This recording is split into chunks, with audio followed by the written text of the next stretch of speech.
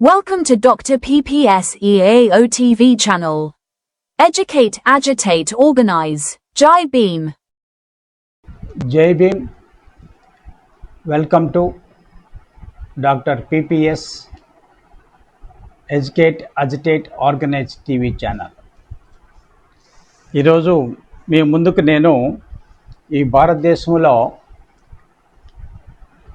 విద్యా వ్యవస్థ పైన ఈ కేంద్ర ప్రభుత్వము ఎంత దుర్మార్గంగా ప్రవర్తిస్తూ ఉన్నది అనే దానిపైన నేను మీకు వీడియో కొన్ని డీటెయిల్స్ ఇవ్వదలుచుకున్నాను. 10వ తారీఖున హిందూ పేపర్లో ఇది వచ్చింది. 1 in every 3 faculty posts vacant in top technical institutions. అంటే ఈ ఫ్యాకల్టీ పొజిషన్స్లో టోటల్గా మనకు 122 టాప్ టెక్నికల్ ఇన్స్టిట్యూషన్స్ ఉన్నాయి. అంటే ఐఐటీస్, ట్రిపుల్ ఐటీస్, అదేవిధంగా ఐఐఎమ్స్, ఈ 3 ఉన్నాయి. ఇవి మన భారతదేశంలో అత్యధిక ప్రామాణికాలు ఉన్నటువంటి ఇన్స్టిట్యూషన్స్గా మనము గుర్తించాము. వరల్డ్ కూడా గుర్తించింది. ఈ ఇన్స్టిట్యూషన్స్లో మన పిల్లల్ని మనం చేర్పించాలని రకరకాల కోచింగ్ సెంటర్స్, అంటే ఈవెన్ హై స్కూల్ లెవెల్ నుంచి ఎలిమెంటరీ స్కూల్ లెవెల్ నుంచి కూడా ఐఐటి, రామయ్య అని అట్లాంటి ఇన్స్టిట్యూషన్స్లో ఆ పిల్లలు కూడా, ఆ చిన్న ఏజ్ ఉన్న పిల్లల్ని కూడా మనం అక్కడ కోచింగ్ సెంటర్స్ అప్పటి నుంచి పెట్టి వాళ్ళకి ఐఐటి కోచింగ్ అన్నీ ఇచ్చి మనం ఆ ఇన్స్టిట్యూషన్లో చదివిస్తే వాళ్ళు బాగా రాణిస్తారని, అదేవిధంగా ఇతర దేశాల్లో, అమెరికా లాంటి దేశాల్లో కూడా వీళ్ళకి మంచి ఉద్యోగాలు, అవకాశాలు ఉంటాయని, నాలెడ్జ్ బాగా పెరుగుతుందని ఇట్లా మనము పేరెంట్స్ భ్రమలో ఉన్నారు.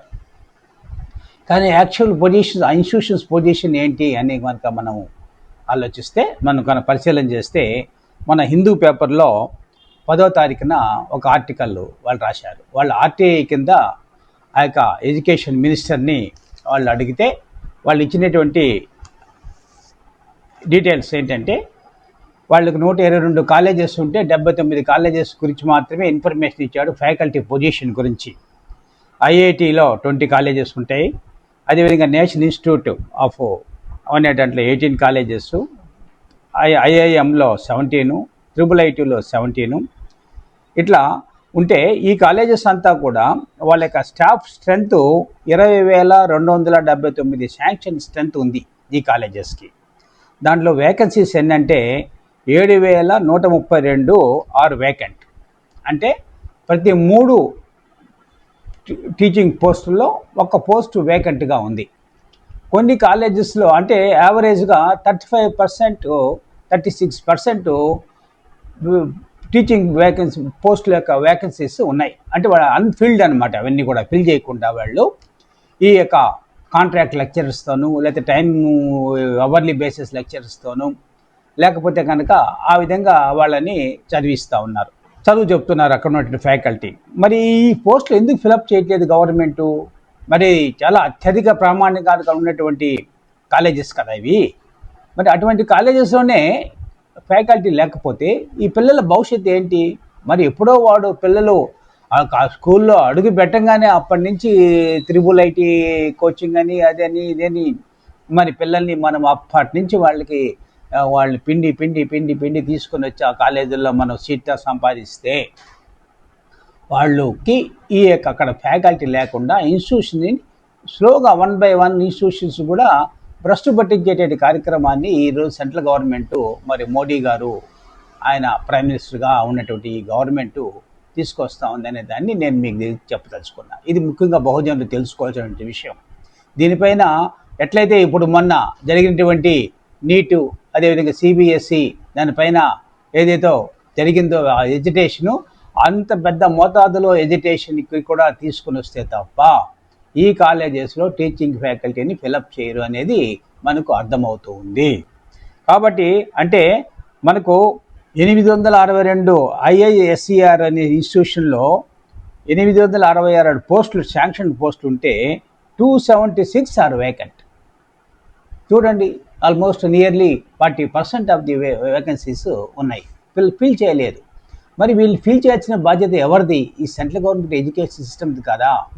మరి ఈ యొక్క ప్రభుత్వము ఏదైతే బీజేపీ ప్రభుత్వం 12 ఏళ్లుగా మరి మోడీకి ఎదురులేదు అనేటట్టుగా వీళ్ళు గొప్పలు చెప్పుకునేటువంటి భారత్ వెలిగిపోతుందని చెప్పుకునేటువంటి వాళ్ళు ఒక్క కొత్త ఇన్స్టిట్యూషన్ అన్నా ఐఐఎం కానీ లేకపోతే ఎయిమ్స్ కానీ ఐఐటి కానీ ఐఐఎం కానీ ఇలాంటి ఇన్స్టిట్యూషన్స్ ఏదైనా ఒక్క ఇన్స్టిట్యూషన్ అన్నా వీళ్ళు ఓపెన్ చేశారా?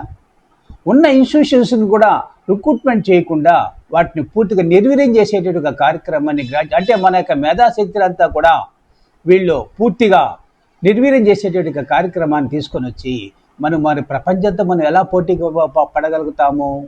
ఒక పక్కేమో ప్రైవేట్ ఇంజనీరింగ్ కాలేజీలని ఇవన్నీ ప్రైవేట్ మయం చేసేస్తున్నారు. అక్కడ ఫ్యాకల్టీ లేరు, అక్కడ నాణ్యమైనటువంటి విద్యాబోధన జరగడం లేదు. మరి ఇట్లా ఉన్నప్పుడు మరి ఈ విధంగా ఉన్నటువంటి మన ఎడ్యుకేషన్ సిస్టమ్ ఏమైపోతుంది? 145 కోట్ల మంది మన ప్రజలు మరి ఆ పిల్లలు వాళ్ళు ఏం కావాలి?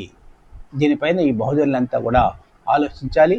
అదేవిధంగా బహుజన మేధావులు కూడా దీనిపైన మరి స్పందించకపోతే మరి రాబోయేటువంటి రోజుల్లో మన యంగర్ జనరేషన్ అనేది మరి యొక్క విద్యకు దూరం అయిపోయేటువంటి ప్రమాదం ఉందని చెప్పి నేను ఈ సందర్భంగా తెలియజేస్తున్నాను.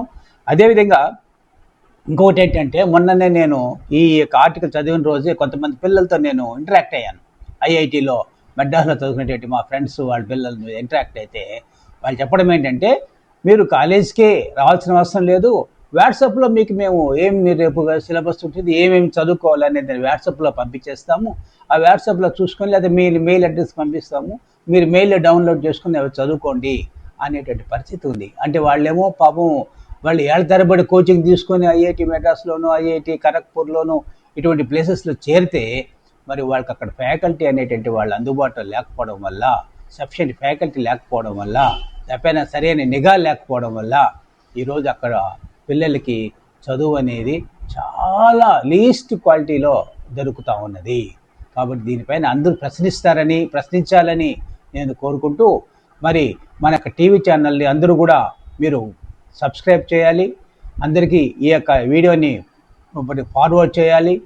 రెండవది, మనం ఇంకా రాబోయేటువంటి వీడియోస్లో మనం యూజీసీలో ఏం జరుగుతూ ఉన్నది, మన లోయర్ ఎడ్యుకేషన్లో ఏం జరుగుతూ ఉంది, స్టేట్ గవర్నమెంట్ ఉన్నటువంటి ఇన్స్టిట్యూషన్స్లో ఏం జరుగుతుంది అనే విషయాలు కూడా మనం తెలుసుకునేదానికి ప్రయత్నం చేద్దామని చెప్పి తెలియజేసుకుంటూ, తప్పకుండా మీరు సబ్స్క్రైబ్ చేసి ఈ యొక్క ఛానల్ని కూడా మీరు అందరూ ఆదరిస్తారని చెప్పి తెలియజేసుకుంటూ, జై భీమ్ సోదరులారా.